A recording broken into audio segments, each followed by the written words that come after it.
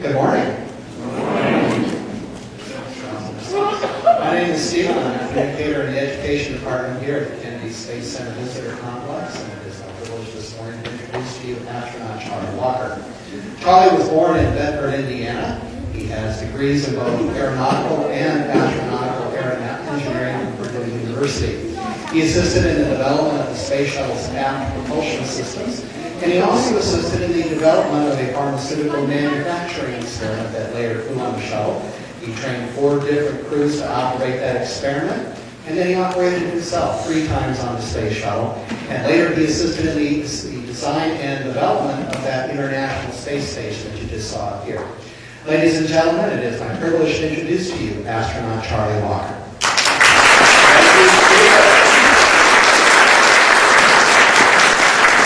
Thank you very much, Stephen, and thank you very much, and welcome to Spaceport USA.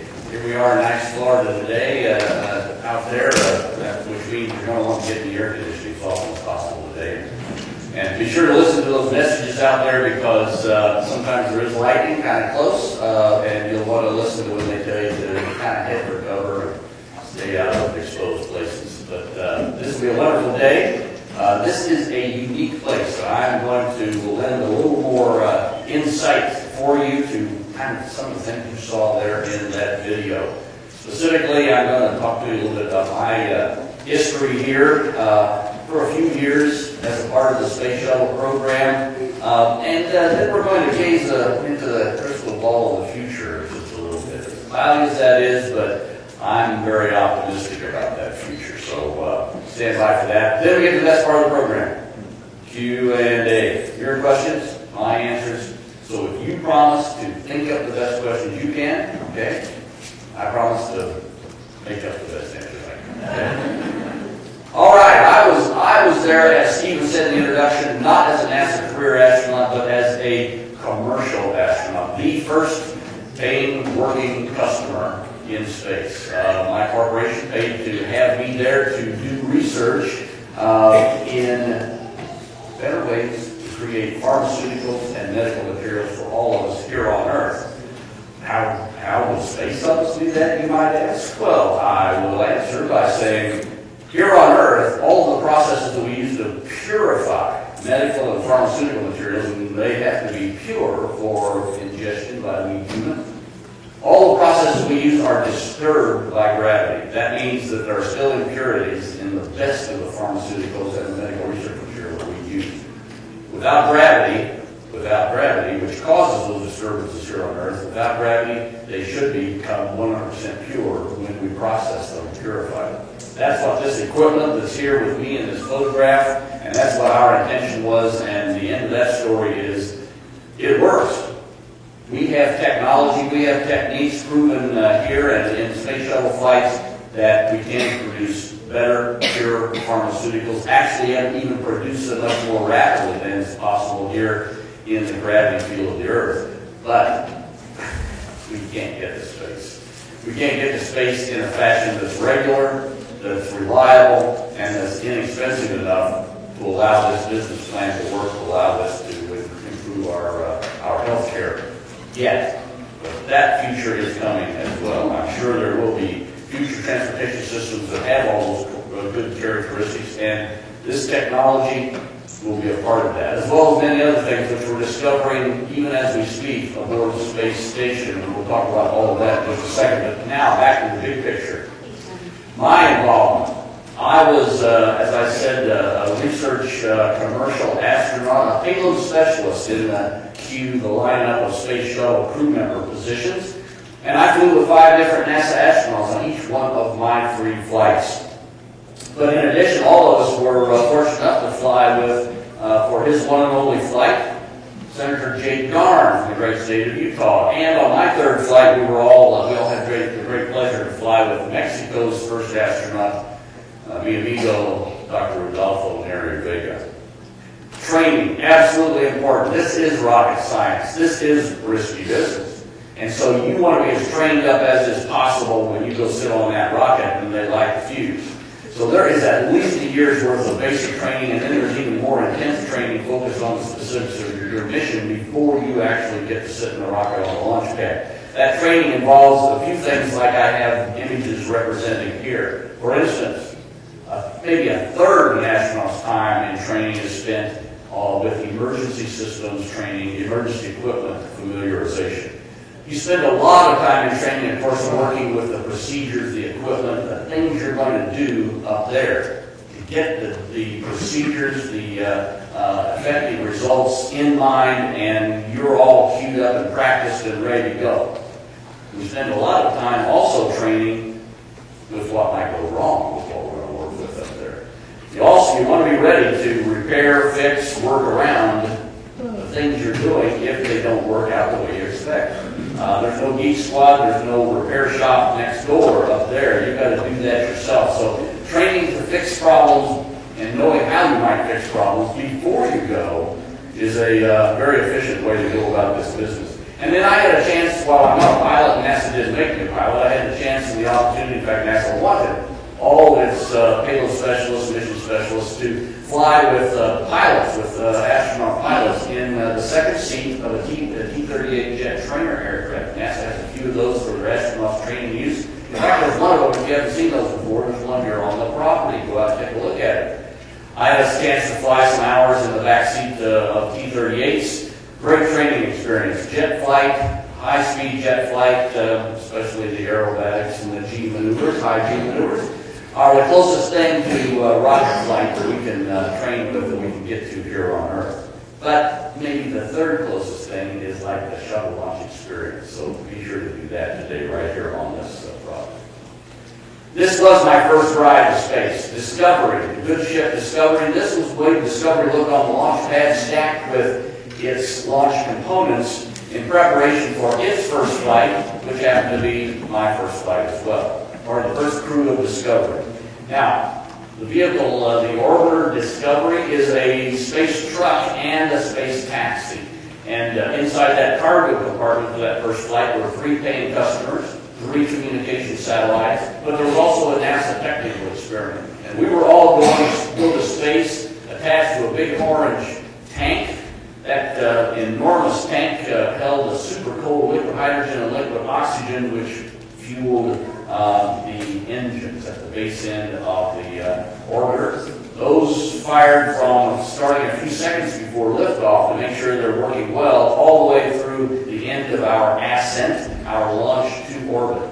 But in addition, during the first 2 minutes of flight, leaving the launch pad with a very high acceleration to get us as quickly as possible through the lower reaches of the atmosphere, we were pushed upwards by these big white solid propellant rockets. And we'll see all of that in action in just a second. 3 launches to space, of course, as you have heard. Discovery, twice. My first 2 flights were aboard Discovery. But my third flight was aboard Atlantis, and it was the second night launch of the Space Shuttle program, a unique experience in itself. But I've got a 4th picture up here because I want to say just something real quickly about NASA again and a contractor community to support at every launch. They do as much as is humanly possible to get ready not only to make things go as planned, but to take care of emergency situations. What if something breaks? And there are millions of parts of these space shuttles as we're leaving the launch pad, and they better all be working right or we're not going to leave the ground. And so computers watching everything in the countdown. The morning we tried to launch Discovery for the first time, the computer sensed something was not right with one of those liquid propellant rocket engines, and it shut everything off at T-2 seconds. Well, you got to believe, as they say in the aviation business, there was a pretty high pucker factor in the cockpit that morning. We were really blessed with the opportunity that NASA took to think about what the problems that might occur, as did occur, and program the computers to safely shut everything down if there should be a problem detected.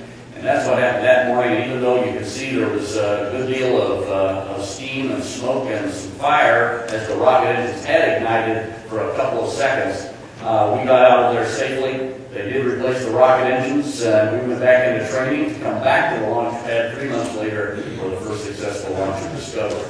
Well, let's see what it's like to go to space aboard the Space Shuttle. Countdown starts some 4 days before you lift off the launch pad. Crew members or people are out here in the Launch Control Center monitoring everything, checking until the last 31 21 seconds when really they're still there, but the computers are very rapidly are checking everything. At T-minus 10 seconds, sparkers clear hydrogen gas off the launch pad as the liquid fuel rocket engine started up, and if the computers say good to go, T0, and we have liftoff. And there is a lot of rocking and rolling inside the cockpit as we leave the launch pad with 1.5 times the force of gravity and a lot of vibration. 200 miles an hour when we're 200 feet off the launch pad, and we're still accelerating, of course, ever faster towards space. 10 seconds into flight, we roll over onto the correct azimuth or trajectory for the orbit which we went on that mission. Bye-bye, Florida. Cameras on board the solid rocket boosters monitor the launch. Now, about 55 seconds into flight, we go through the speed of sound. Here's one camera looking up toward the nose of the orbiter, and look at the shock wave as we pass through the speed of sound, not even a minute into flight. Now, the solid rocket boosters are burning with over 4 million pounds of thrust for 2 minutes time, accelerating us to 5 times the speed of sound, which is only 1/5 of the speed we need to be going, and we'll continue on the liquid fuel rockets, but those solid rockets burn up 2 million pounds of high explosive propellant. They're empty, they're dropped off after 2 minutes of flight. Here you see a camera on board the solid rocket, watching the other solid rocket, separated now from the orbiter and its external tank. They're falling 28 miles into the ocean, they'll be recovered under parachutes, but here we go, we're still on our way to space. Here's another view of us being on our way. The orbiter attached to that big orange propellant tank and the 3 liquid fuel rocket engines firing for 6 more minutes to get us to space. This is what it was like inside the cockpit when those big solid rockets flash, are explosively separated from the orbiter and our propellant tank. But the vibration suddenly stops, and we feel a lot more comfortable, even though we're still rocketing towards space, comfortable enough to open our visors up for those last 6 minutes of ride into orbit. Now, 8.5 minutes into flight, the rocket engines are being shut down at the base end of the orbiter, so there's a lot of vibration as they shut down, and ice is sprayed out into space, even as the shuttle separates from its now empty tank. The tank falls into the atmosphere half a world away, almost fast enough to go into orbit, but not quite, but it will vaporize in the atmosphere, probably over the Indian Ocean, even as the orbiter, with the last few pulses of little rocket propellant, is remaining to get itself into orbit. And here's the way the crew would experience the last few seconds of flight. From 3 times the force of gravity pushing us back in our seats, we go to 0 gravity as the rocket engine shut down. Now we check our procedures books and start shutting down the launch systems, because now we have to transform a rocket ship into a satellite.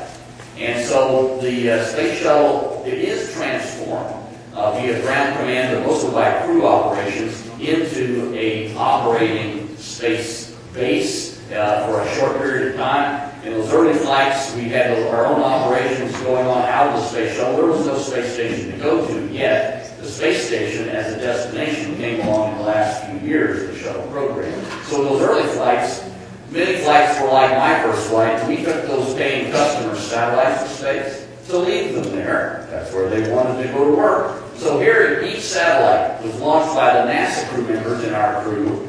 Each satellite was launched out of the cargo compartment one at a time. Springs would push those satellites up and out into their own trajectory for a short period of time. And then rocket engines built into those satellites, like that spherical rocket engine at the base end of that communication satellite, would ignite and send the satellite into its much higher permanent orbit, maybe as high as 22,000 miles higher than we are here.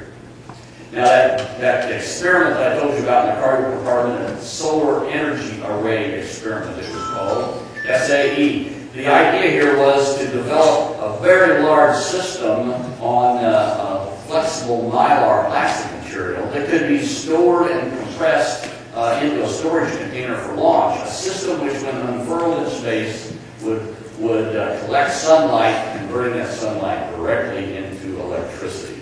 A solar array experiment that successfully worked because that 17.5-inch thick compacted stack of plastic material put into photovoltaics expanded under our direction from inside the crew compartment, expanded upwards to 103 feet in height. this enormous mass of material out there in sunlight, creating tens of thousands of watts of electricity directly from sunlight. Now, thinking ahead as that experiment did toward a future in which power systems and large structures would be needed in space, just like we're using today aboard the space station. Another experiment was done on my third flight to space. NASA had an experiment for its astronauts in which there was a Lego or an erector set-like kit of rods and connectors out in the cargo compartment of the Space Shuttle. Now, the crew had to put on 2 crew members, Jerry Ross and Woody Spring on my flight, put on those big white EVA suits, went outside, connected the piece parts together into this 25-foot-long beam. Now, this beam, 25 feet in length and weighing 250 pounds, well, weighing 250 pounds on Earth at the mast, 250 pounds up there. They had to try to maneuver that around, and they did successfully maneuver that around by hand, demonstrating that not only could large construction be done in the vacuum and the cold, weightless space, but they could also maneuver it around even in those bulky spacesuits. Now, I want to give you what I'm sure some of you already have in mind as you look at this, but just to make sure everybody's with us on this trip through low Earth orbit. Of course, Woody is up there on the end of a 60-foot-long robotic arm. That arm is attached to the cargo bay of the Space Shuttle. Woody's out there 60 feet. That beam is 25 feet long. Those clouds, of course, those aren't above us. We're above the clouds. They're 110 miles below us. So this is, to me, this is an impressive picture because it doesn't, if it were in 3 dimensions, I think we'd all have to hold on to the edges of our seat. Let me show you what we went through on, one of the things we went through on my second flight when one of the satellites, which we took into space on that mission, one of the satellites did not work. It left the Space Shuttle, we sprung it out there, and there's supposed to be switches on the satellite which you click on as it leaves, turning the satellite on. The satellite didn't turn on. Ouch. We wanted to repair the satellite, so we put together some tools, some spare parts on board in the crew compartment, and then 2 of our guys got a chance to go outside for the first unscheduled spacewalk in the shuttle program. Here you see Jeff Hoffman and Dave Briggs outside attaching the tools to the end of the Canadian arm, the robotic arm, in the cargo compartment of the Space Shuttle. And 1 day later, the commander and the pilot of that mission flew the Space Shuttle up against the satellite. Now, the satellite is out there in its own orbit now. We had to rerun with the satellite. There's the end of the arm with the tools on it. Now, just for scale again, the end of that arm and those tools are bigger than the podium that I'm standing next to. That satellite, if it were here with us, would occupy that whole half of the stage. And that satellite weighs 14,000 pounds, 7,000 pounds of which is high explosive rocket propellant. So this wasn't necessarily the safest maneuver, but we all wanted to get this very valuable and expensive satellite into operation. So we did successfully get that switch. It's just as big as a human finger out here on the side of this rotating satellite. But this satellite still didn't work. Well, we were more than a little depressed, but the manufacturer radioed up to us saying, "Don't be depressed about this. We're not. You guys were the only geek squad there, and nobody else could have done any troubleshooting on this satellite. But what you did, while it didn't directly work, it told us what the problem was." They said it's the electronics inside would have failed, and they said they could build a black box. We left the satellite in orbit. We couldn't very well anyway. And the next shuttle flight went up, rendezvoused the satellite, connected the black box, turned it on. The satellite came to life, launched itself into higher orbit, went to work for 12 years, doing what it was supposed to do, and saved the country $70 million. Space is a unique place to look back on our beautiful home planet. The planet Earth is a marvelous, and as far as we know, even from all the telescopes and instruments we have in space looking outward, it's totally unique in this universe. It is certainly home to us, and when astronauts and cosmonauts come back after taking in eyefuls like this, one thing that every astronaut and cosmonaut that I've talked to agrees with is that we're all impressed, in fact humbled, by this thin blue line at the edge of the Earth. That thin blue line, which you can pinch between your fingers as you look at it, your fingers held at arm's length and your fingers only a centimeter apart. That thin blue line is our life support system. That's the environment of this planet Earth. That's the skin that keeps us alive. It's the air we breathe. It's the rain and the weather that's both good and bad for us now and then. But ultimately, only for the good. And it's so thin, it's so delicate when you look at it from this perspective that I think that if an astronaut or cosmonaut has gone to space and they weren't an environmentalist, they came home as one. We've got to take a lot better care of the environment, which is so delicate when viewed in a stellar and spatial perspective. Let's see what it looks like from a video standpoint. Here we have a view over West Virginia. These are the Appalachian Mountains covered with snow in the wintertime, going over Virginia and toward the Atlantic Ocean. This then right at the Atlantic Ocean, the beaches, the white lines you see there, the rivers leading into the Atlantic Ocean, clouds out over the Atlantic Ocean. Now that was the Earth in daytime.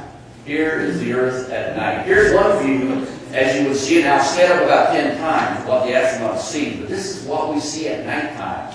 Now this is coming up over the United States, over the Gulf of Mexico. That was Houston, Texas, just went by. Here's New Orleans, those white dots there in the black Gulf of Mexico. Those are oil rigs. Here's Tallahassee. There's Atlanta. We're coming up the East Coast.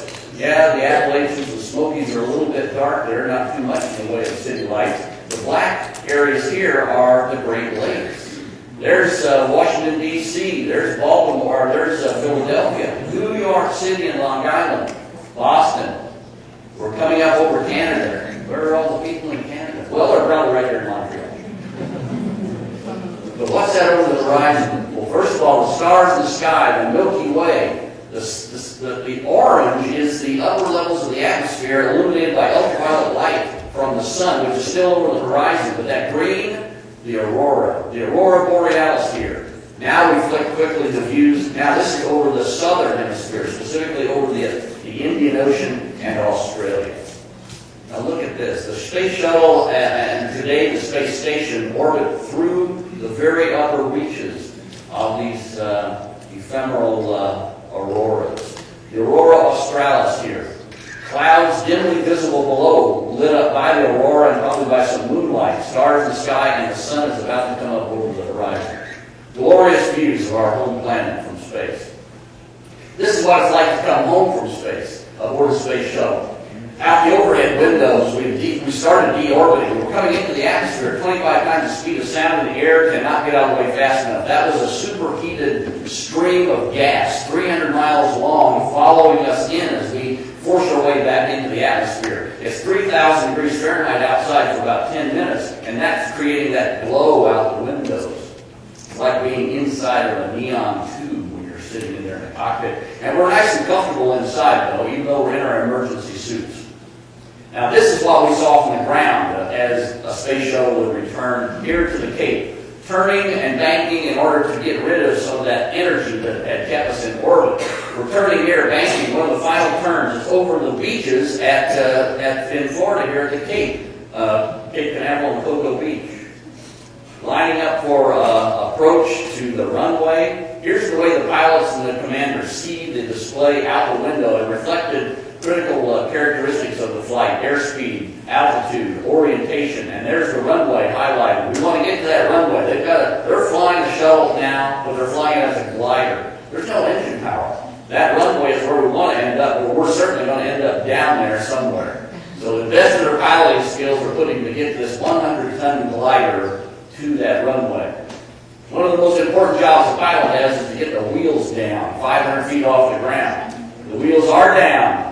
We're coming in over the edge of the runway. The commander's got the stick. The wheels come down and hit the runway at about 190 miles an hour. Then the pilot punches a parachute out the back end to slow us down even more as the nose wheels come down. A space shuttle has landed. The last space shuttle landed here at the Cape, of course, last July. Not this July, but a year ago. The 135th mission in the Space Shuttle program was the last mission, even as the Space Shuttle completed its biggest, its original, and its final task, which was, after dozens of flights, including the last one, it completed assembling and outfitting and sending crew up and back from the International Space Station. Yes, a U.S. project, but only in part, because we had major partners from 15 other countries around the world who have helped in designing, building, and operating and outfitting this international base in space. Now, that's a big thing. You saw pictures of it in the previous video. You saw astronauts not only building it, but flying through it. There's much volume inside the research laboratories, the living areas, these modules, as much volume as there is inside the Boeing 747 jetliner. Now, most of that's taken up with science experiments, technical experiments, and also the food, water, air to keep the astronauts alive and well. And there are 6 astronauts and cosmonauts there at all times. Not only operating this base in space, which, oh, by the way, is powered by these solar arrays. This generation version of what we first flew on my first flight aboard Space Shuttle, the crude woodwork, they're now being used operationally to create 130,000 watts of electrical energy for this base in space. Using that energy to learn more about the physical processes of the world, of the universe, but in a different way. Looking at processes, science, technology differently in order to find out different things about them. And we'll use those different things, those discoveries, for our benefit right back here on Earth, as well as working toward NASA's big mission, which is the exploration of other worlds, and bringing that knowledge back to us. We're already sending rovers to Mars. We've sent rovers to Mars, and as you all know, just a week and a half ago, the good rover Curiosity, the Mars Science Lab, landed successfully on Mars and is within a day or two of starting its first journeys across the surface of Mars. Our robot explorers are leading the way. We will send astronauts to Mars with new big rockets that will be launched from the Cape here, just like the those robot explorers were launched from the Cape here over the next many years. So the universe beckons, and we are out there exploring first with our robot explorers and then with we astronauts. Even as the space program changes from just a government program to government industry program, because private industry is also getting more involved, designing, testing, and will be building and leasing to NASA and other countries cargo ships built by private industry, just as FedEx takes payloads around the world for you and me with a little charge. So these companies are going to take cargo to the space station and maybe even deeper into space eventually for a little charge, but not with your government dollars going into a big investment. And taxis to carry astronauts into space too in the future will probably be built and operated by private companies in a large part. Okay, well, I'll take a breath now. That's my story, I'm sticking to it. But here is Stephen with a microphone, and you, I hope, have some questions because we have a few minutes to answer your questions. We have about 10 minutes for questions. If you'd like to ask a question, Charlie, just raise your hand like this young lady right back here did. So I will bring you the microphone, and you can ask him the first question. Make it really tough. How do you go poop in space? That's not only a hard question, but it's an important and natural question. Well, my favorite media guy up in the booth will, I'm sure, find the appropriate picture to put up on the screen here as I tell you in short form. The first thing I've got to say about that and answer is very careful. Aboard Space Shuttle, there was a facility which we called the WCS. Now, for those of you with British Isle, UK cultural experience, we're not talking about a water closet, we're talking about a waste collection system. But it does the same thing. And as you can see, everybody out here is familiar with this question, I'm sure. If anybody's not familiar with that question, if you look at your neighbor and there's somebody going like, what are we talking about here? They're probably an alien, right?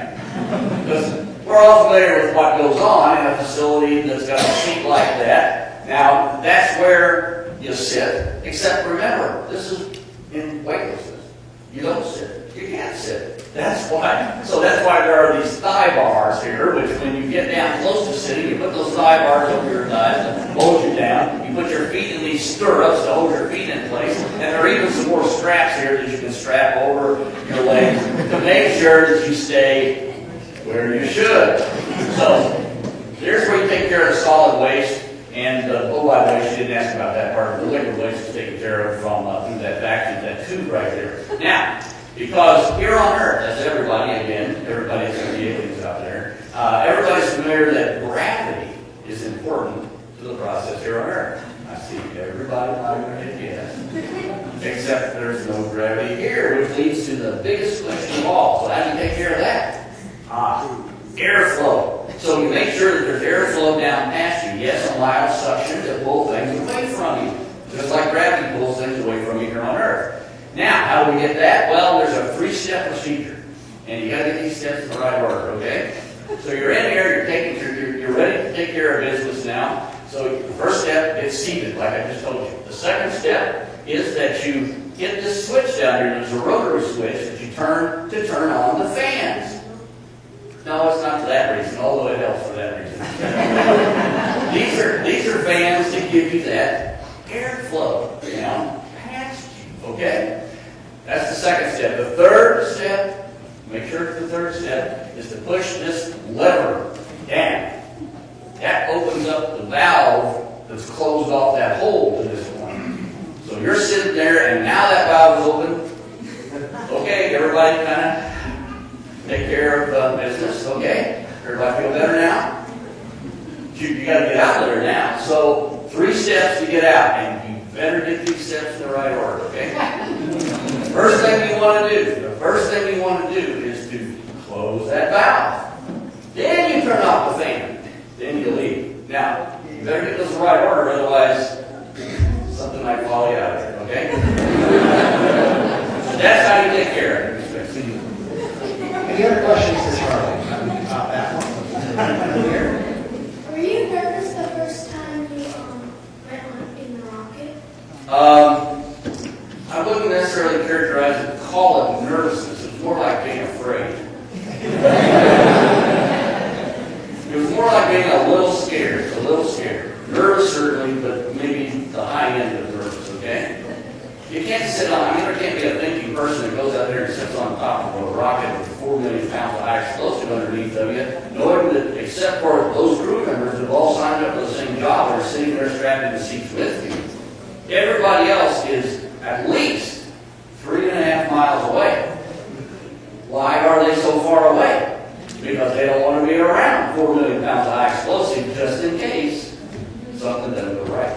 So yeah, you're nervous. It's more than that. Because that's just ain't gonna ride on top of rockets in space. Then you got days, maybe weeks in space. So you got lots of work to do out there. So I was nervous also that my work might not go as I expected. Things might break that I couldn't fix. I might not be able to get my job done. I might mess up and not get my job done right.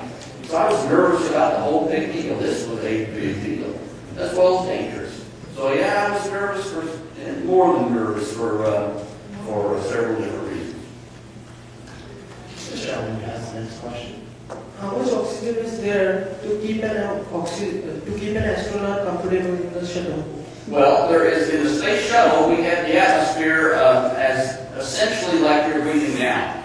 There's oxygen, maybe about 18%, 20% oxygen around us right now. About 79, 78% nitrogen, and then there's a little argon, a little few other things, some carbon dioxide in the air around us. But in the Space Shuttle, the atmosphere is just a little simpler. It's 20% oxygen and 80% nitrogen. It's a mix, very close to what we have here, and it's the same pressure as we have around us now. So it's a comfortable atmosphere, just like we're breathing in. This gentleman next to him has the next question. When is your next launch? When is my next launch?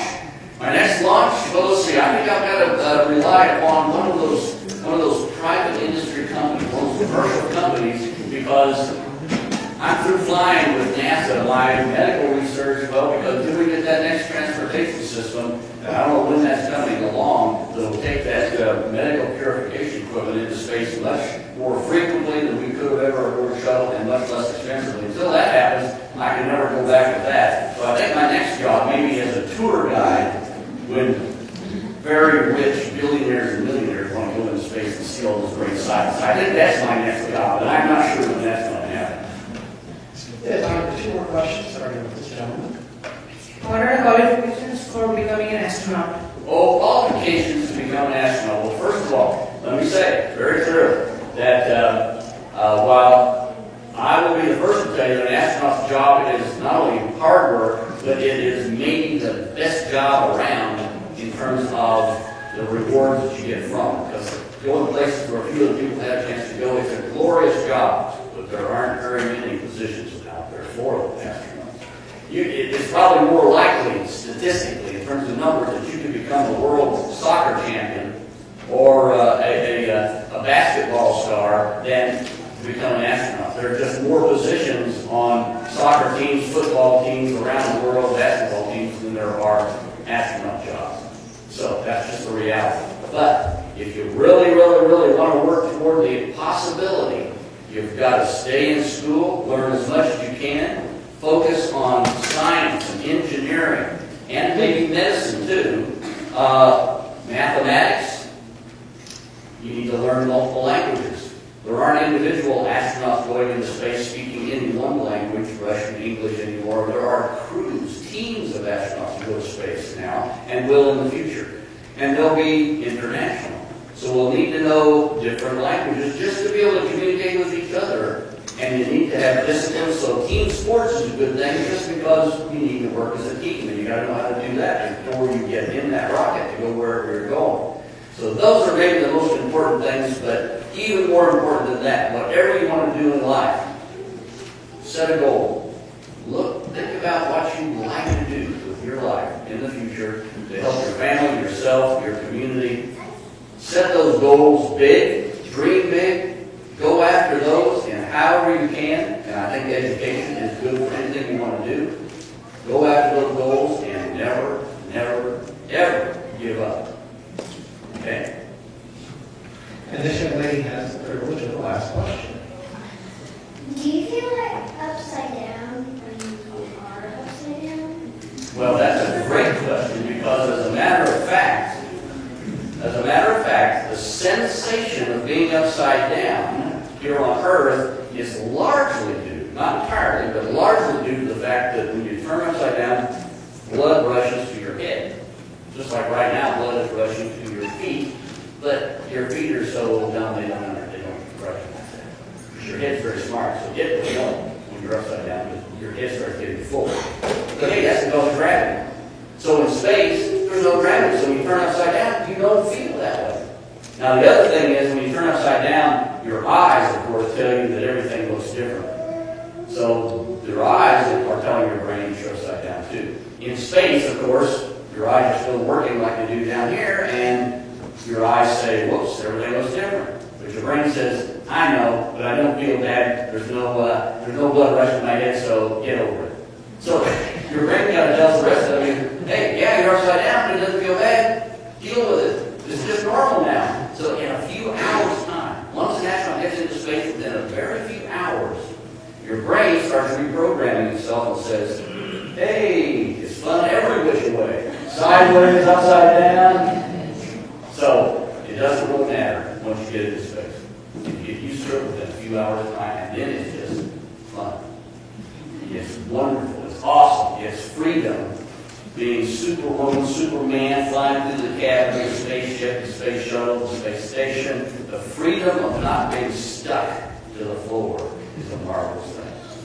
Well, I want to tell you, I think it's a marvelous thing that you have chosen to come here to Kennedy Space Center today. Thank you for doing that. Have a great day.